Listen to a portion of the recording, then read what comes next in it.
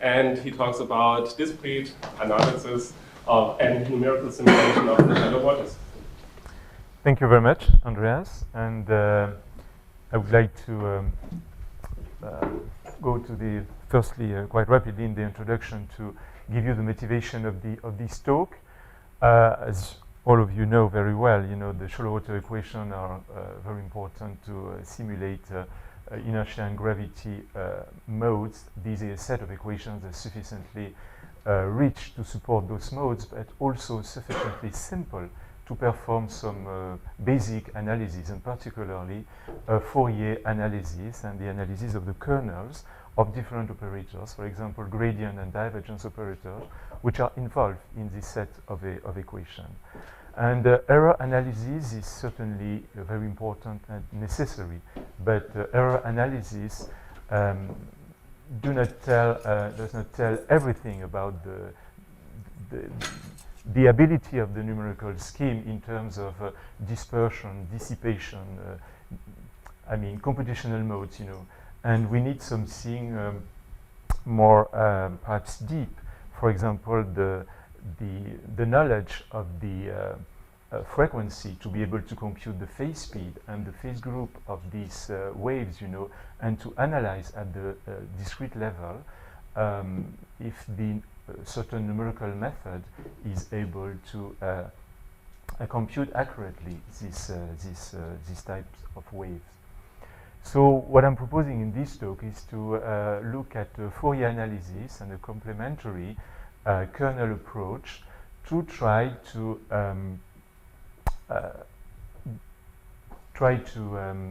detect the eventual presence of spurious mode and their behavior, and also the dispersion and diffusive effects that are usually induced by the numerical method.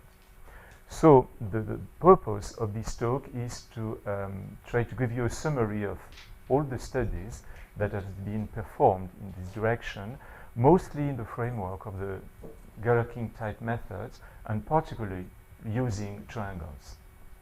But most of the results certainly could extend, to other types of triangulations and also different types of methods. So the shallow water equations which are considered here are on a very simple form. We are essentially using the linear shallow water equations with constant coefficients. This set of equations is derived from the Navier-Stokes equations by assuming, zero vertical displacement, also assuming that the characteristic length scale is much longer than the characteristic depth. And eta here is the surface elevation. This would be the pressure in the Stokes system, assuming also that the fluid is incompressible and in hydrostatic equilibrium. And Coriolis is supposed to be constant here, except in certain number of numerical simulations I will show you, and capital H will be kept as a constant in this talk. So of course this set of equations comes with appropriate initial and boundary condition. In most cases in this talk, the boundary conditions will be periodic in order to make the Fourier analysis possible. So starting with this simple set of shallow water equations, it's possible to compute the natural modes. So here we assume, because the equations are linear with constant coefficient, we assume periodic conditions. So here u hat and eta hat are the Fourier amplitudes times the complex exponential, where k and l are the wave numbers in the x and y direction, and omega is the frequency. So it's possible to insert these expressions in the equations and come up with a 3x3 linear system for the amplitude.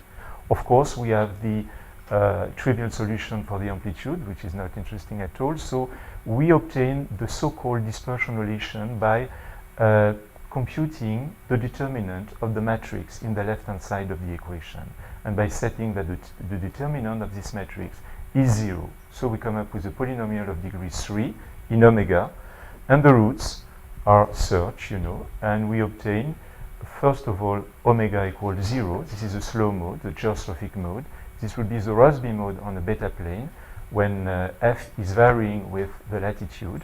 For example, you could have beta equal beta naught plus f naught, sorry, plus beta y, where y is directed northward. And we come up also with two other conjugate roots, which are the inertial gravity modes.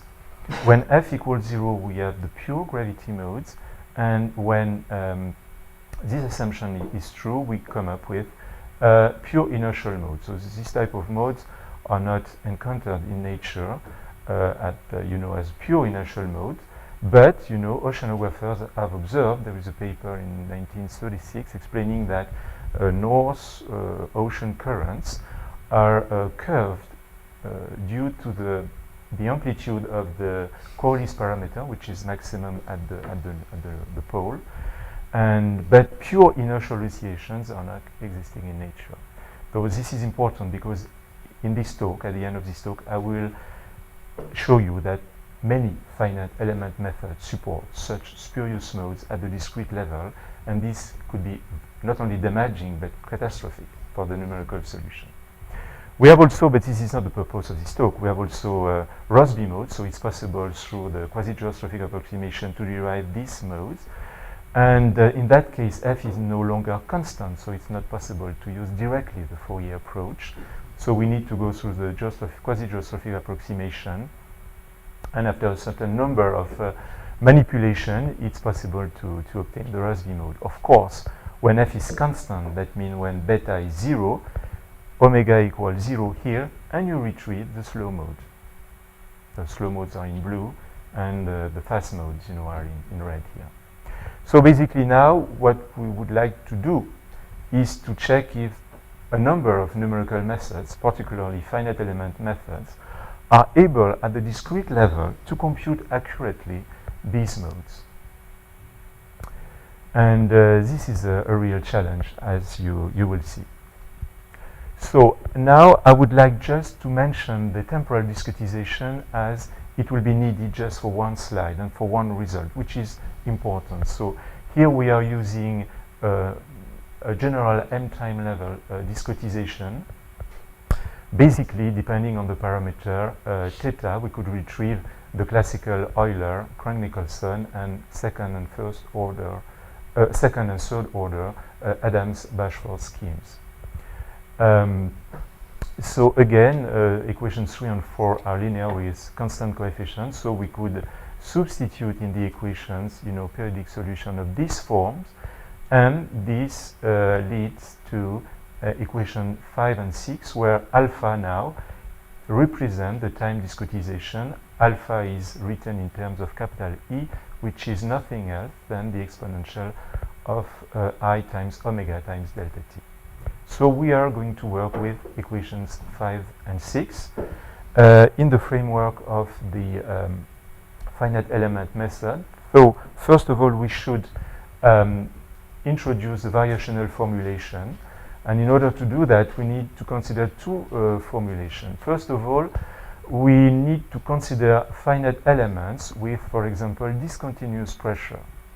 So in that case, so we multiply by test function, which is phi here, for the momentum equation, and zeta for the continuity equation, and then we integrate over the domain. And then the question is, in the case eta is not continuous, for example, if eta is constant, so we perform an integration by parts here to transfer the derivative, space derivative on eta on the space derivative of the velocity basis function, which should be possible. I mean, the divergence, for example, of phi here should be integrated in the L2 sense. For example, for the velocity space, we could introduce HD, for example, if we use the Rovier-Thoma element. And the second possibility is to have a continuous pressure but a discontinuous velocity field, as I will mention to you in a few minutes. In that case, we are not integrating the pressure gradient term by part anymore, but we're integrating by part the divergence term in order to allow U to be discontinuous. So basically, now want to apply the finite element method, so we need to go to a Galerkin finite element discretization, which is nothing else than approximating the previous equation in finite dimensional subspaces. So we consider a finite element triangulation. H in this talk will be the mesh length parameter, and we introduce the discrete spaces VH and QH for both variational formulations. And the integral over the domain omega are just split into the sum of integrals over K. K is a triangle here, so we are considering all the triangles of the discretization. And then we consider UH, which is the finite element solution, and UH as eta H will be expanded over each triangle in terms of their respective basis functions. So finally, the unknown will be U and eta at several locations, you know, mid-side node points, vertices, barycenters, etc., depending the choice of the finite element. So we need to choose a number of finite elements, and I present here all the finite elements which are going to be used in this talk. For example, the two first are the Raviatoma and Brezzi-Douglas-Marini finite element, which has been designed for incompressible fluids, like many of these elements. Basically, here you have the normal velocity at mid-side nodes, and velocity is constant over an edge. Here, you know, here you would like to have a linear approximation over the edge, so you need to consider two discrete normal velocities on each edge. This is the P1, classical P1. So P usually in the finite element literature is for triangles, and the subscript here means the degree of the basis function, which is a polynomial. So this is a linear approximation, continuous. So the unknown is located at the vertices. Then you add a bubble at the center. The bubble is normally the basis function associated with the bubble is 1 here and 0 over here. This is why it's a real bubble. And this P1 bubble has been introduced to try to overcome some difficulties associated with the use of the P1 element. I will talk about that in few minutes.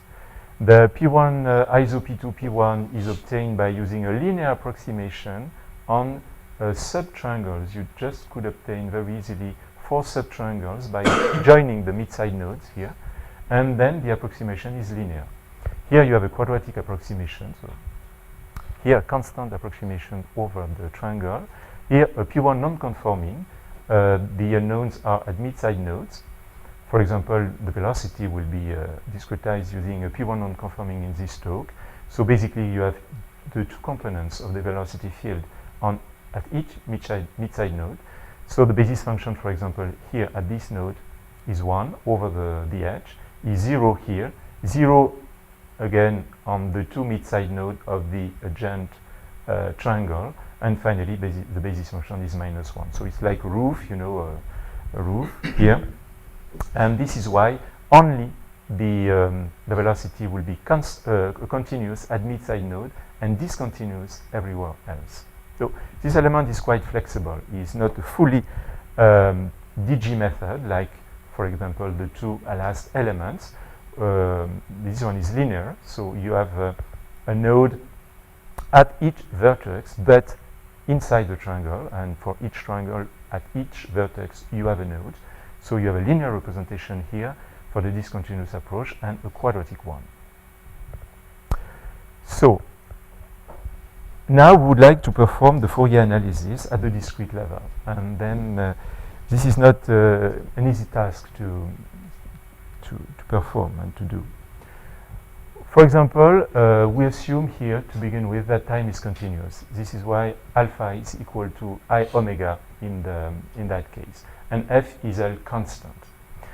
And the previous Galerkin formulations give you a number of discrete equations for u and for eta. For example, you have J1 and J2 equations respectively for u and eta, which might be 1,000,000. And we are considering regular and uniform meshes with biased right isosceles triangles, and h is taken as a constant in the following. Again, we would like to substitute in the discrete equations at the discrete level periodic solutions. So for example, if you take a velocity node g1 on the mesh, you would like to express u g1 in terms of an amplitude times the complex exponential evaluated now at x and y j1 at this particular node. For each node, you have to consider an approximation. The problem is how to consider the amplitude. When you are looking with P1 element for velocity and P1 for pressure, it's quite easy because you just have one possible location at the vertex for symmetric reasons, because you have no choice. The situation might be very, very different, for example, for the other finite element I just presented. Look at the P1 non-conforming P1. You have velocities at a mid-side node of these three edges. This means you know that if you compute the discrete equation at the three edges and then you perform the Fourier analysis, you come up with three different equations for the amplitude. So you need to consider each amplitude differently. And it's natural because if you look at, for example, the node associated with this edge, an horizontal one, which is here, you know, all the horizontal node, all the edges located at the horizontal nodes are distributed on a regular grid of size h. It's the same for the vertical edges and the diagonal edges supporting these nodes. Each family, for example, you take the node associated with diagonal edge here, all of them are regularly distributed on the grid of mesh length h. So here you need, for example, to consider three different amplitudes, 1, 2, and 3. If you have a constant approximation, P0, for example, for velocity, you will need to consider two different amplitudes. One here at the right and left corners, and each of these typical nodes are lying on a regular grid of mesh length h. So this is difficult, and when I began this analysis, you know, this was the most difficult point to set. Then the problem is now you come up with a dispersion relation of degree greater or equal to 3. Equal to 3 if you use a P1, but strictly greater to 3 if you use different approximations. So you come up with an n by n system to compute the dispersion relation, and hence a polynomial of degree n in omega. N is equal to 2p plus q when p is a number of Fourier amplitudes for the velocity field, and q is a number of amplitudes for the surface elevation. So you have a polynomial of degree 2p plus q, and n equals 3 only if p and q are equal to 1. And for the second group, when you have, for example, the Ravier-Thoma or the Bretzi-Douglas-Maruni elements, you have n equal p plus q because you just have one degree of freedom for velocity per node, the normal velocity. So it's not 2p plus q, but it's p plus q. So now, don't be afraid. Before I would like to show you just a few examples. For the RT0 P0 element, which is one of the oldest, which has been used for incompressible fluids in the framework of Stokes and Stokes problems. So you retrieve the Joustrophic mode. You have the analytical one, you know, when h tends to 0 with the second order approximation, and you have spurious inertial mode because in that case n equals 5. You have 3 for the velocity, the 3 different edges for velocity, and 2 different locations for the P0 approximation for pressure. So 3 plus 2 equals 5. Then the constant velocity and linear continuous pressure. Usually you first name the velocity and then the pressure finite element approximations. In that case, you retrieve basically the continuous results plus now purely spurious inertial, the frequencies plus or minus f. These modes have been detected. I found them 10 years ago, but until recently I was not able to show how damaging they could be for the numerical solution, which is which will be illustrated at the end of this talk. Take now the P1dg, P1dg for velocity, P1 for velocity. You have the same dispersion relation, which is quite exceptional apparently, because I don't mention here what is the frequency omega here, 12 and 13 and 4 and 5, but the expressions for this element and this one are exactly analytically the same, and it's not difficult to understand why. At the first glance I was very surprised, because here you have velocities at each corner inside the element. If you sum up the three velocity equations for u and v, you come up with, and you divide by 3, you have exactly the P0 approximation for velocity. And this is understandable. So this is why you have the same dispersion relation. Why this is important? Because these two elements only differ by their number of spurious inertial oscillations. And this will be crucial for the following of the talk, for the spurious inertial mode, to understand their behavior, because these two elements have a very, very different behavior, and which is only due to the existence of the spurious inertial oscillation and the number of spurious inertial oscillation. These are quintuple roots here. This means you have, among the 14 roots, 10 of them are spurious inertial modes. And you will see how damageable this could be.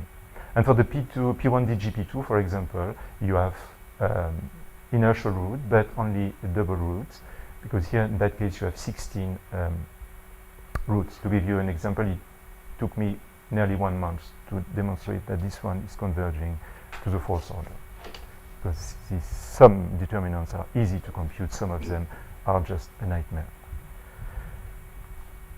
Don't be afraid with this table. I just group here some important results. This is the fruit of certainly 1 or 2 years of work. And so you have two groups. First group, all these finite elements have 2 degrees of freedom for velocity. And the second group is a group with RT0 and BDM for velocity, which have only the normal component of velocity, at the mid-side node. So P is the number of Fourier amplitude for velocity, Q the number of Fourier amplitude for surface elevation, for pressure, N is the degree of the dispersion relation, and then here you have a column to see if these elements have a good representation of the Gerstorphic mode, which is always the case for the group 1. You will see that it is normal to have 4 here. These Gerstorphic modes are physical. I will show you why in a few minutes. And for this one also. Now you have here a column, which is a big problem for these elements, because they are supporting inertial modes. And here, this is in the last column, you have the multiplicity of these modes. Then you have here the 2 last columns are dedicated to the inertial gravity waves. The first column here indicates that you have 2 conjugate modes. Here you could have additional modes of the form of O of 1 over h, which have been detected. And in this column, spurious eta mode, I answer the question, do these inertial gravity waves have spurious spurious pressure modes? And the answer is yes for 3 of them. And it's important to look at this one and this one. Here you have much, much more velocities than pressures. And despite this fact, these finite elements are supported spurious pressure modes. So this is not because necessarily you have much more velocities than surface elevation that you will avoid spurious pressure modes. This is a very important point to too precise because this is not usually well known. So, and so that's it. So the problem now for the element of the big problem for the first group is the presence of inertial modes, and the big problem for the second group here is the presence in the inertial gravity of a F mode. This means it's behaves exactly like in a C grid.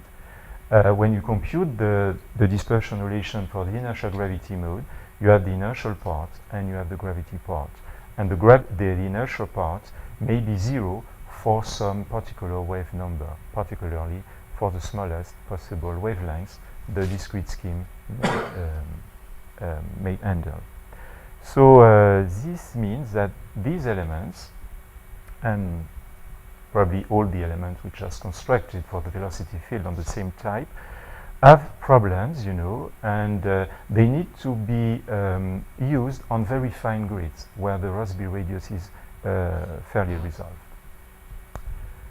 So this is the first thing. Now I would like to show you a recent result. For group 1, it's possible to express in the Fourier framework, the big matrix S here,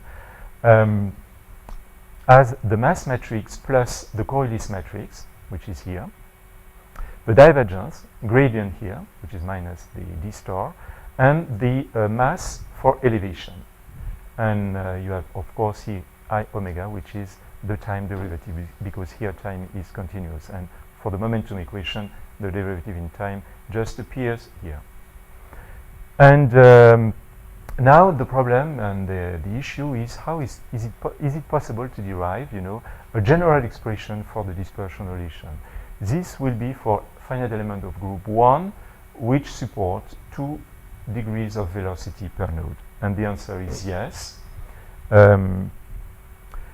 It's possible to cancel the determinant of the matrix S and find these results.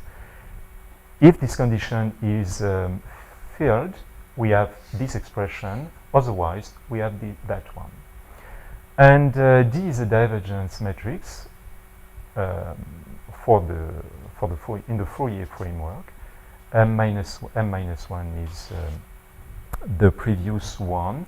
R pi over 2 is a 2 by 2 rotation matrix of angle pi over 2. So it's quite easy to compute m minus 1 of r pi over 2. And finally, here you have the gradient matrix. So this relation is fulfilled by all the finite elements of group 1 I previously shown. I just found one exception in all the finite elements I have examined is a P2 for velocity and P0 for pressure. But this element was a problem, so I didn't really present it this morning. And so I'm not going through the proof. It's quite technical and it takes 2 pages, but you could retrieve this result in the last paper. I will give you a bibliography at the end of the talk. So basically, we prove that this matrix is invertible. Then you introduce epsilon in S by replacing I omega by I omega plus epsilon and A by A epsilon on this type. Then we use the Shaw complement, and then we pass to the limit.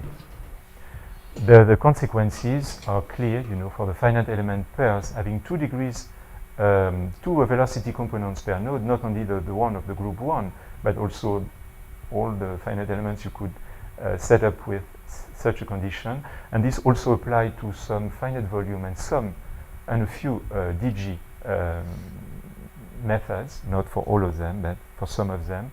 You have these important result: physical geostrophic modes, omega equals 0 of multiplicity q minus 1, and non-physical, this means spurious inertial modes of multiplicity p minus q. This means as soon as p is not equal to q, you have the existence of spurious inertial modes.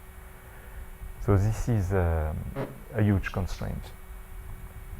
Now, this is why I introduced previously the temporal discretization. I would like to go quite rapidly through this transparency, because the only point here, you know, we're using the classical Euler scheme backward and one, the Crank-Nicolson one, and the second and third order Adams-Bachford schemes.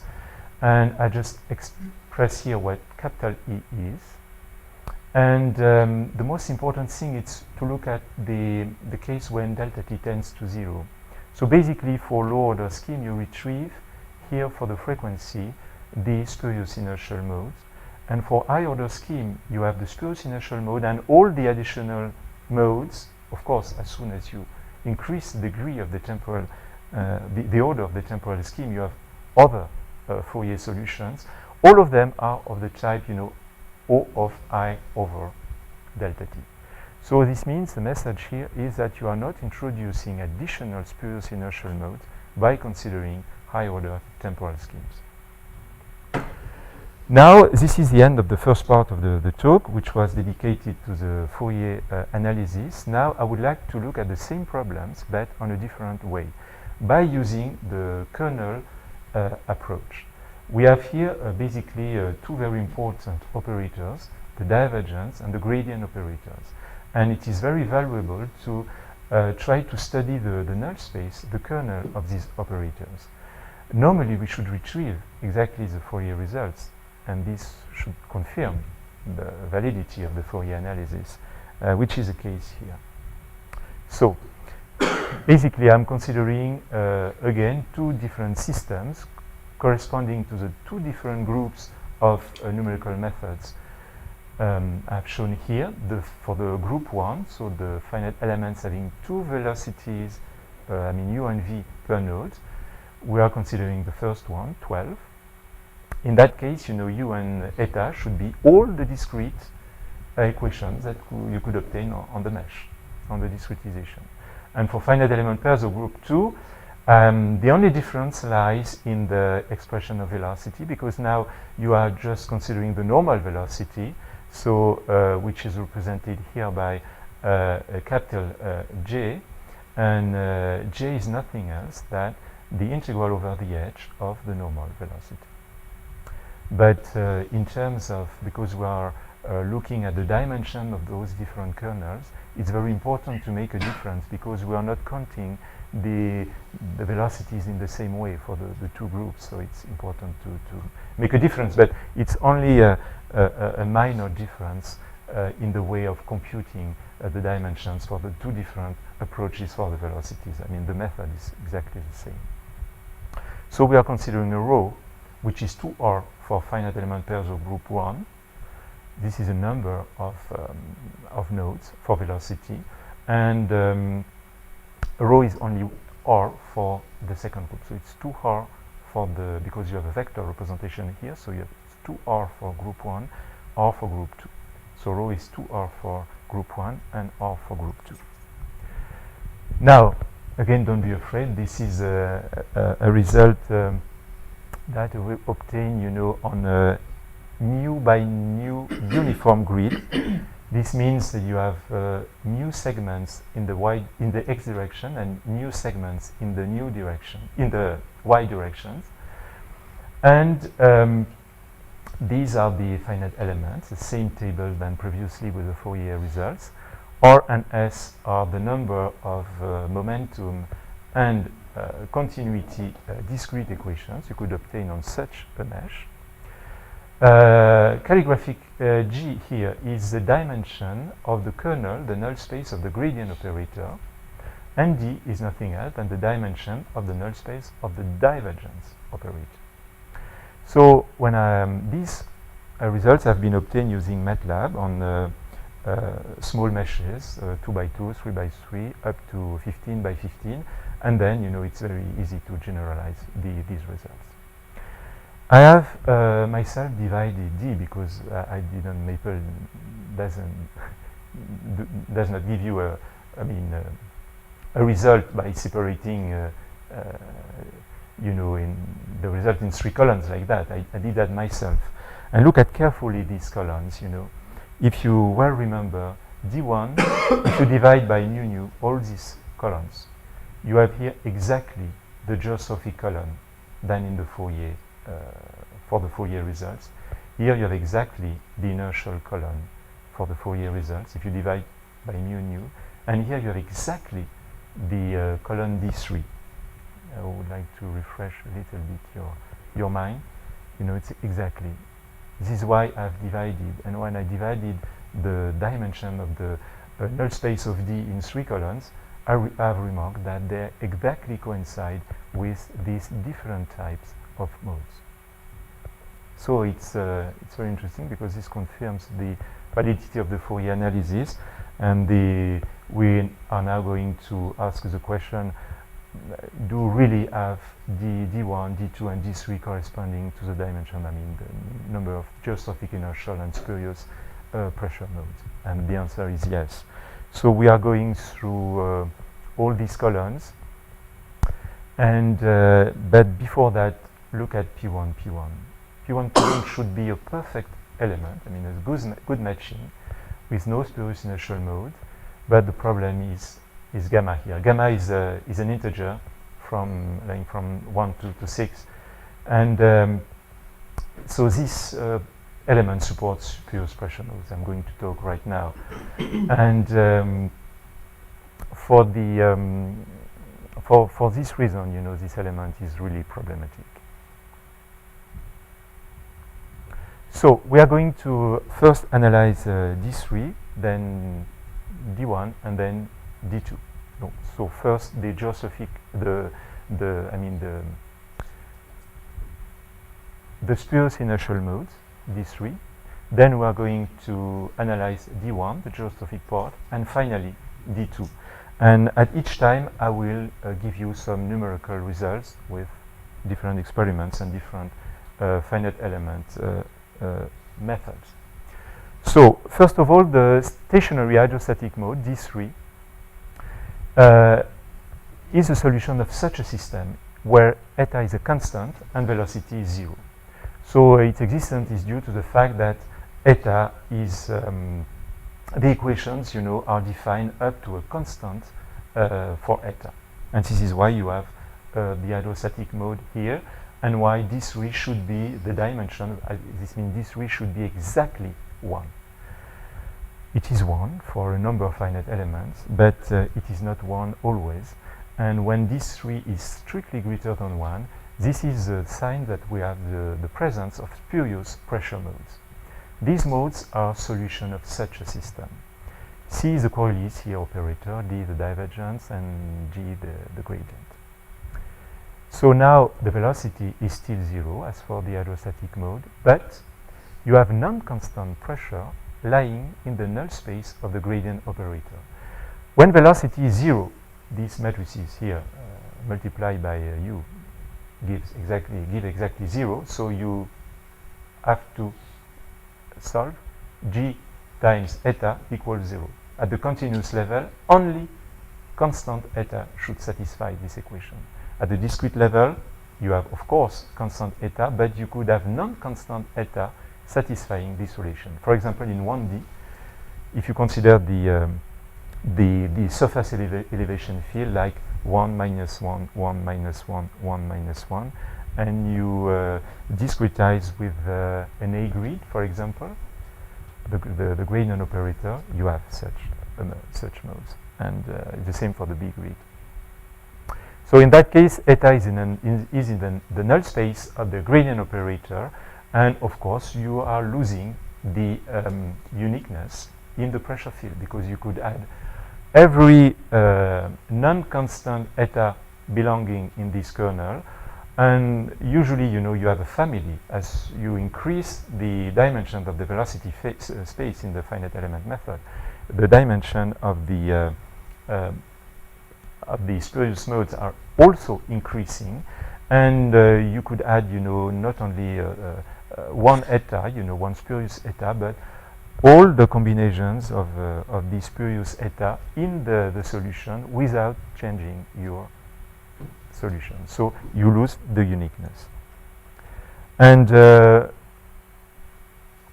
it's very easy to obtain that the rank of the D is nothing else than S minus the dimension of the gradient operator, and let this be S naught.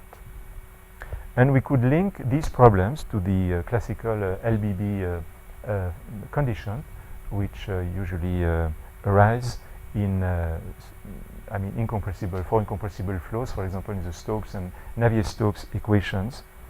And here, for example, it's possible, it's quite easy to find a basis of VH and QH, such that you have two matrices here. You have lambda and gamma, and D might be expressed as a product of lambda, sigma and gamma, where sigma is here in equation 14.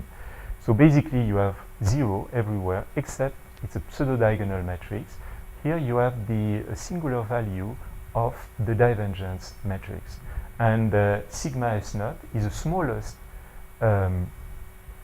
singular value of D.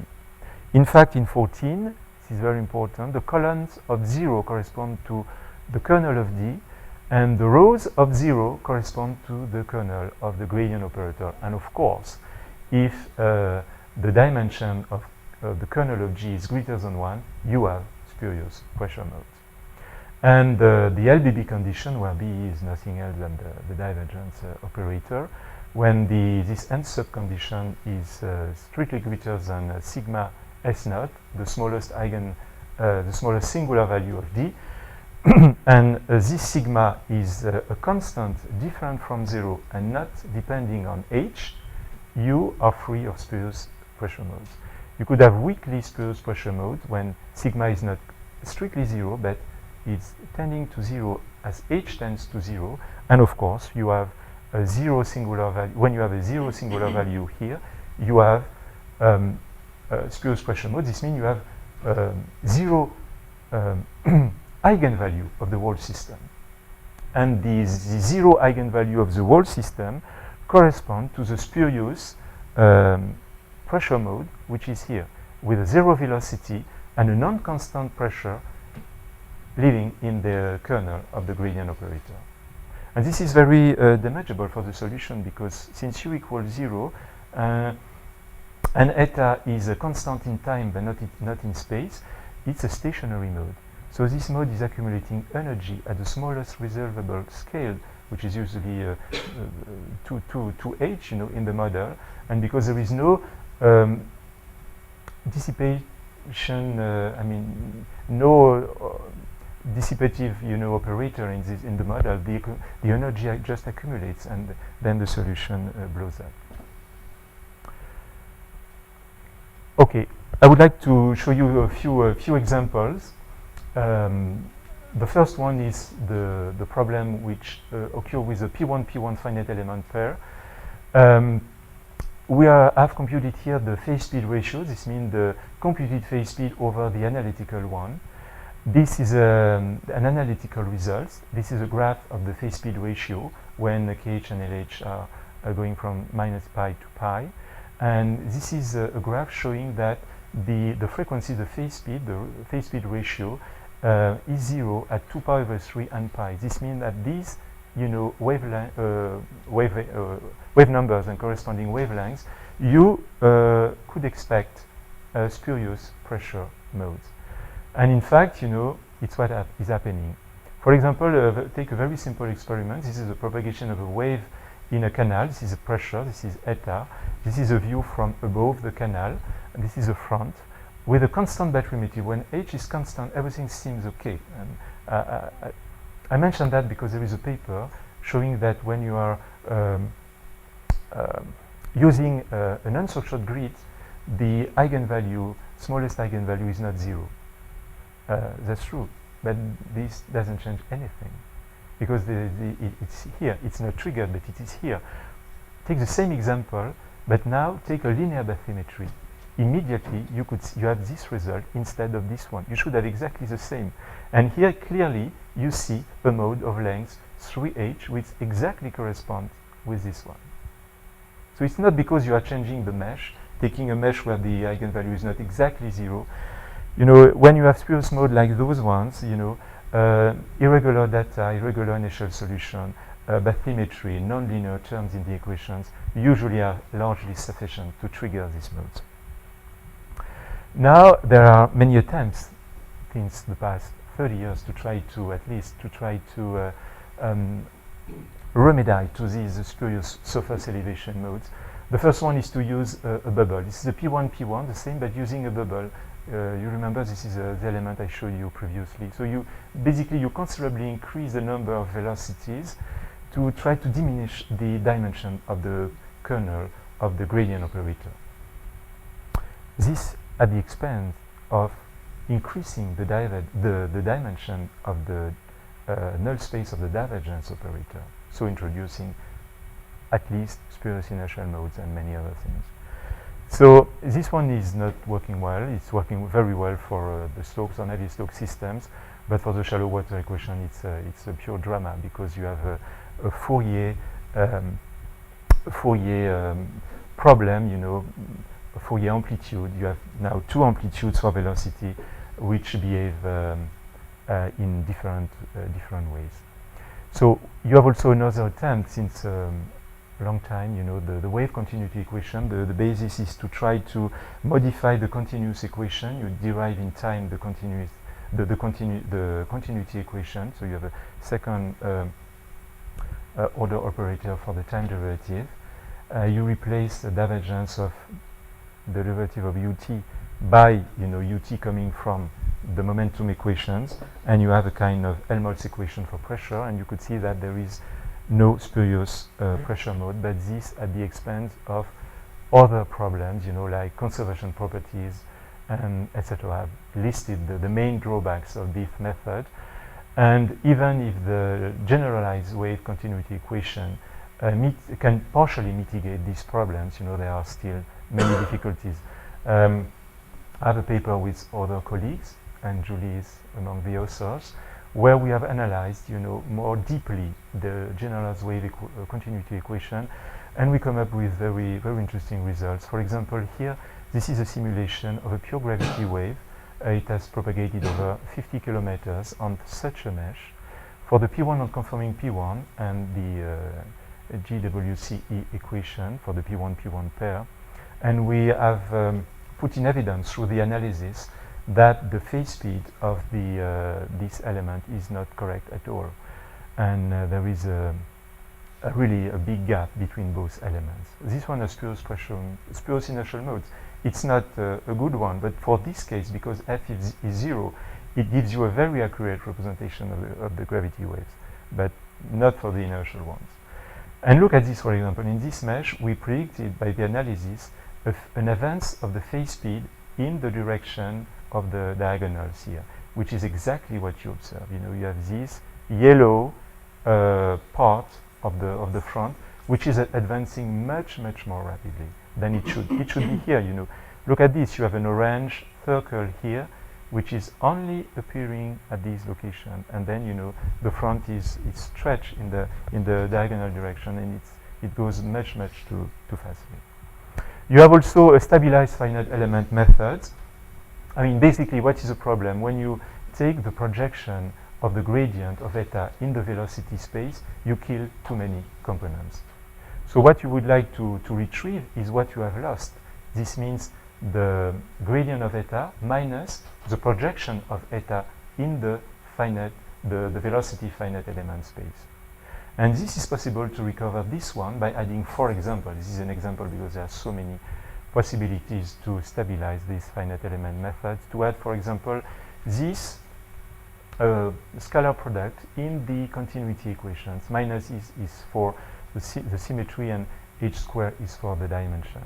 And it works quite well. You recover the appropriate order of convergence, but at the expense of adding artificial viscosity in the model. So for Rossby waves, certainly it's not something you would like to do.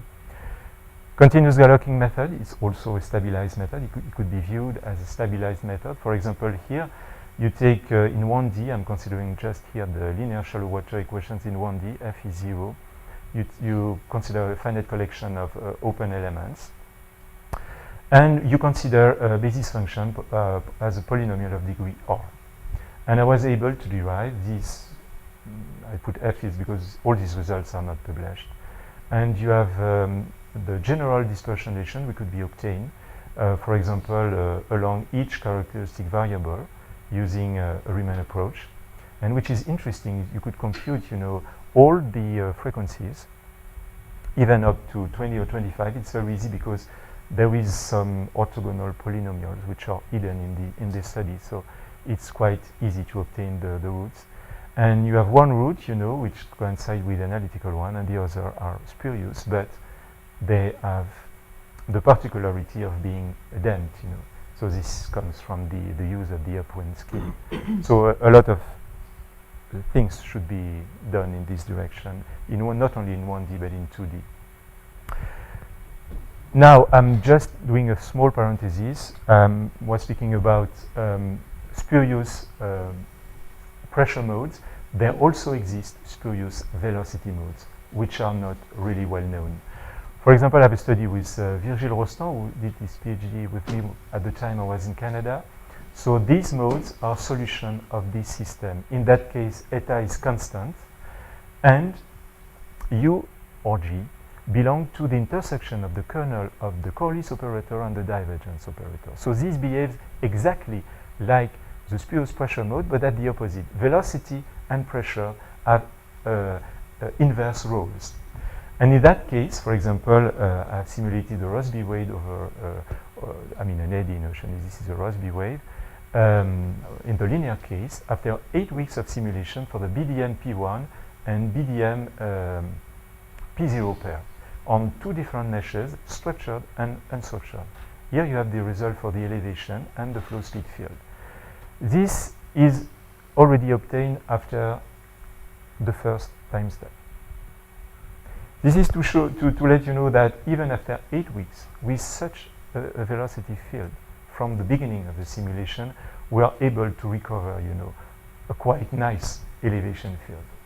This is because, you know, as in the previous case, the problem was only located in the velocity, in the surface elevation field, because for the spurious pressure mode, the velocity is 0. And the velocity is quite smooth, even its pressure is completely corrupted, as I mentioned to you with the experiment over the canal. Here it's the opposite, you know. The pressure is quite nice, but the velocity is completely corrupted. Because it's the same, you have spurious velocity modes which are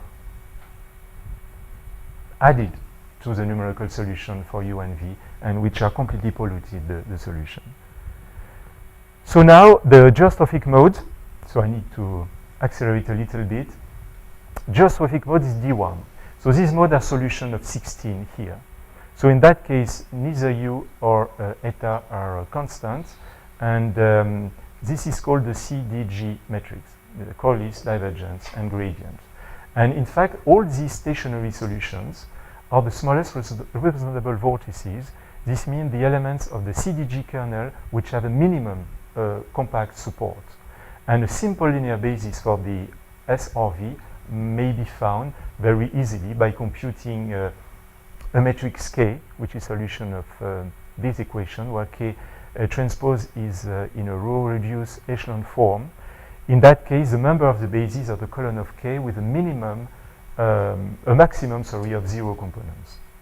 So we are able to look at the compact support of all the SRVs associated with these finite elements. For example, in the case of the P0, P1, or T0, P0, and P1 non-conforming P1, the compact support is only over few triangles. But for P1, P1, P2, P1, P1 ISO P2, P1, P1 with the bubble, and P1 for pressure, have a much greater compact support. This has a huge consequence on the numerical simulation.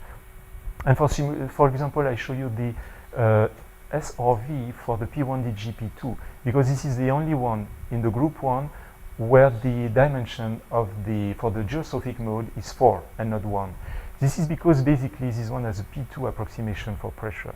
This means you have 4 possible locations for pressure at the vertex and at the mid-side node of horizontal, vertical, and diagonal faces. This means you have one SRV, you know, around each pressure nodal location, each typical pressure nodal location. So those are really physical. Then we have studied this residual norm on uniform and unstructured meshes, like this one, for example. And on uniform meshes, this residual is 0 at machine precision, but it is not for all these elements which have huge compact support for the os or v. And this has a big importance for the simulation. For example, take the simulation of a Rossby wave on rectangular domain. We have here the geostrophic balance as in initial condition, and f is varying with latitude. And these are the reconstructed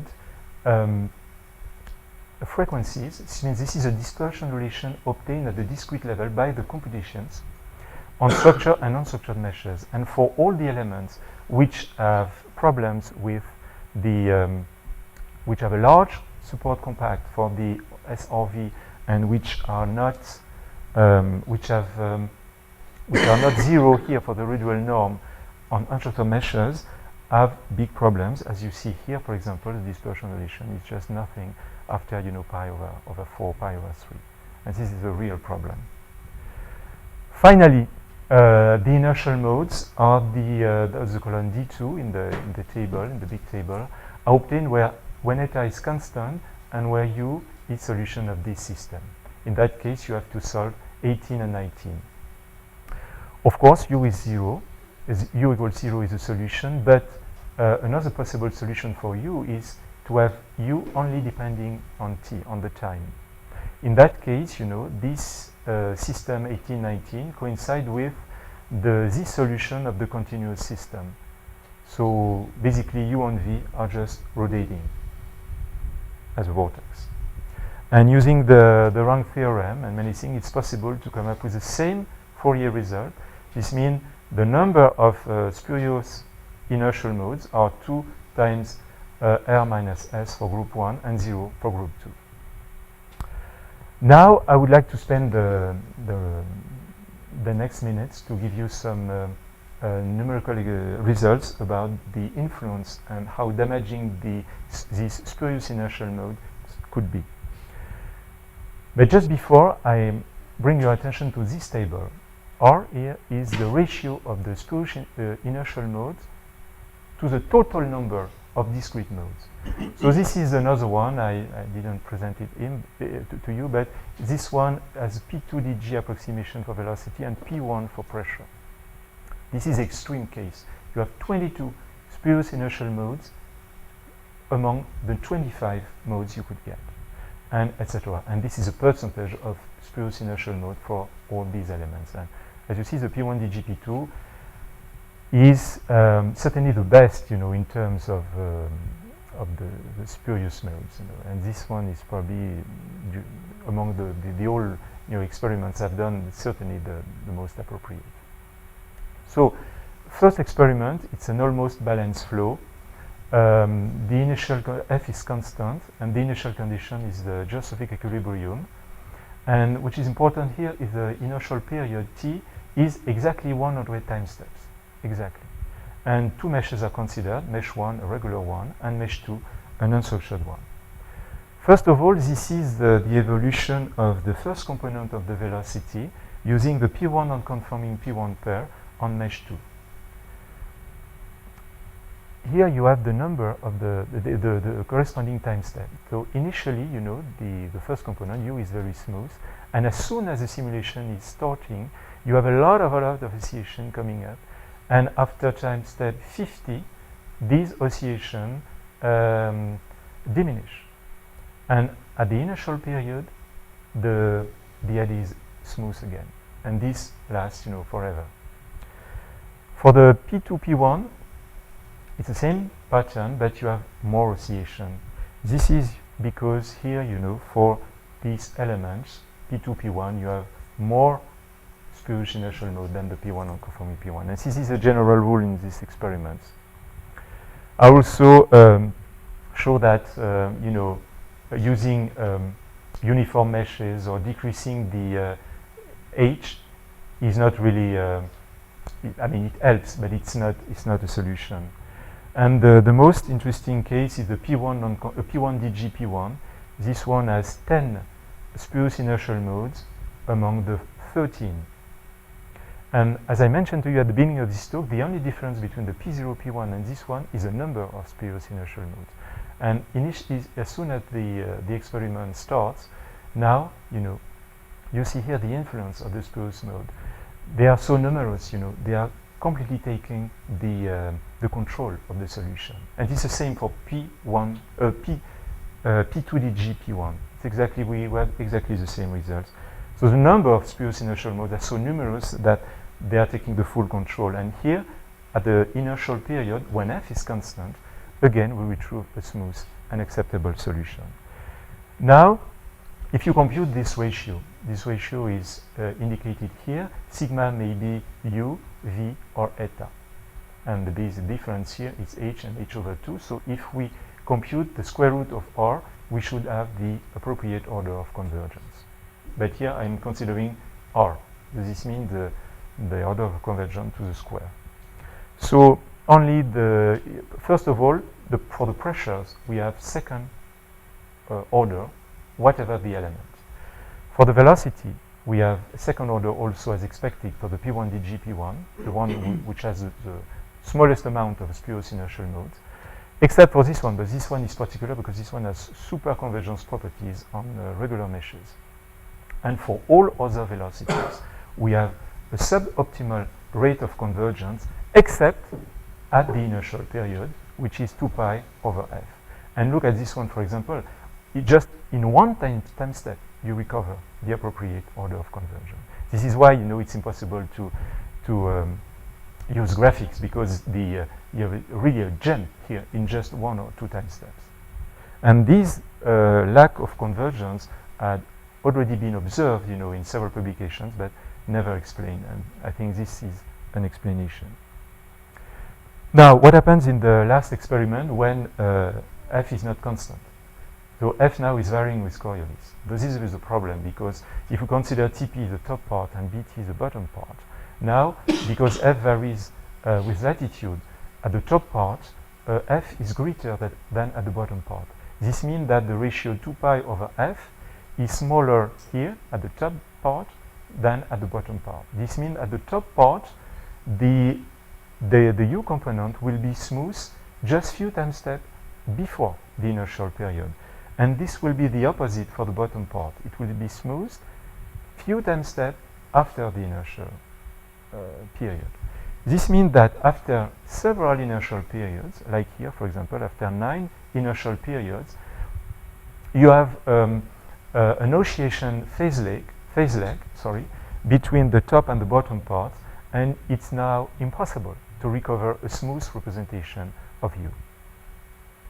And this is why, we have observed so many oscillations in this finite element solution. This is a linear test case. With a nonlinear, in the framework of a nonlinear solution, the scheme blows up after only 2 or 3 time steps. So this is serious. This is not superficial. And for example, for the P1DG P1, the solution is absolutely not physical after 9 inertial periods. So it's time for conclusion.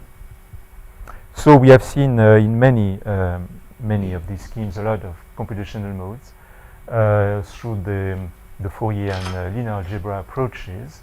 For finite element pairs of group 1, which are not recommended, we have usually a lot of spurious inertial modes. For the finite element of group 2, we have problems with F modes. The P1 pair should be perfect, but you need to stabilize because of the presence of spurious pressure modes. So, in conclusion, DG and finite volume methods using equal approximation for velocity and pressure certainly are free of spurious inertial mode, are free of F modes, if U and V are computed at the same nodal locations, and naturally stabilize through upwind. So the question is, it is a question, do we go through this method instead of finite elements? So we have a big discussion in 1 week. So we could discuss about that. Thank you for your attention.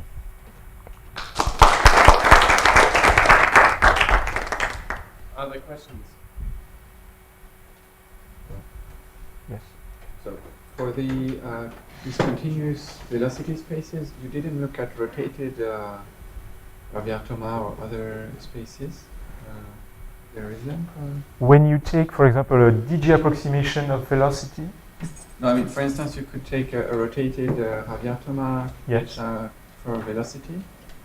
Rotated, you mean? By pi over 2, so you would have tangential velocities as degrees of freedom instead of normal velocity. Yes, you could do that, but at the expense of augmenting the number of momentum equations. The idea is to add tangential velocities. It's tangential instead of normal. Oh, instead of normal. So you wouldn't. So it's possible, but in that case, you need to change the pressure space. Yes, so you need a Your P1 continuous. Yes. And you didn't look at this kind Yes, of it's not working well. I even tried the combination of using normal and tangential velocities at the mid-side node and using P0 and P1 approaches, with a direct sum for the spaces, the finite element spaces for the pressure, and it doesn't work. It has spurious pressure nodes. Hilary? Could you go back to your conclusion slide? Sure. Your conclusion that you need DG or FV methods equal. I mean, it's a question. Yeah, okay, so if your conjecture is that you need those with equal approximations for all variables. For finite volume, that mean if you're going to use an unstructured grid, that means co-located. Yes. So of course, but it's the same for DG. Or staggered grids on squares. Mm-hmm.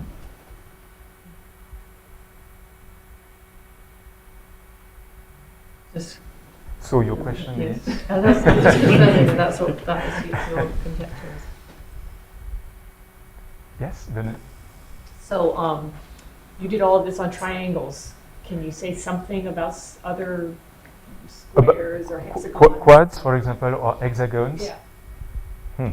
Basically, we retrieve nearly the same problems. Quads is probably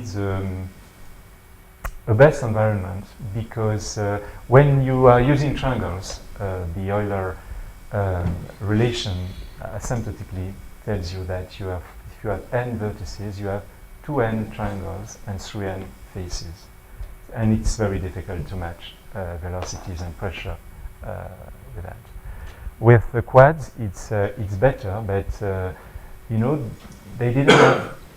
We don't have many finite element results on quads.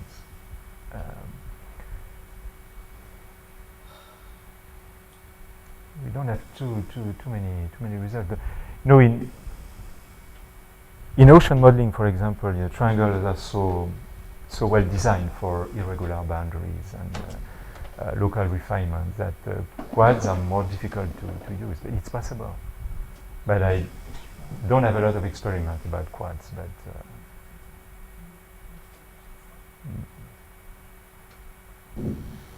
But fundamentally, to me, it doesn't change completely.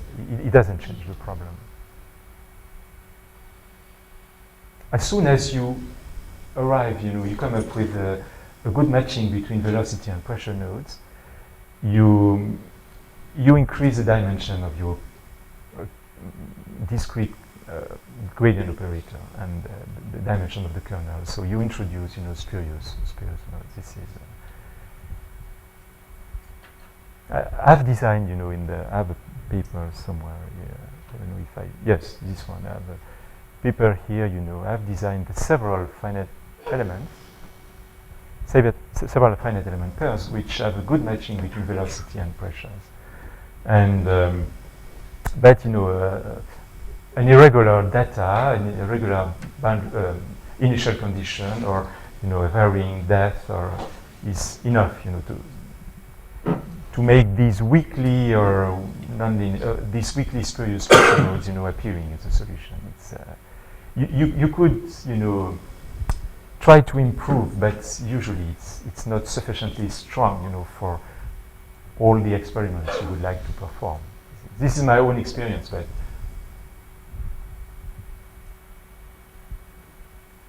Other questions?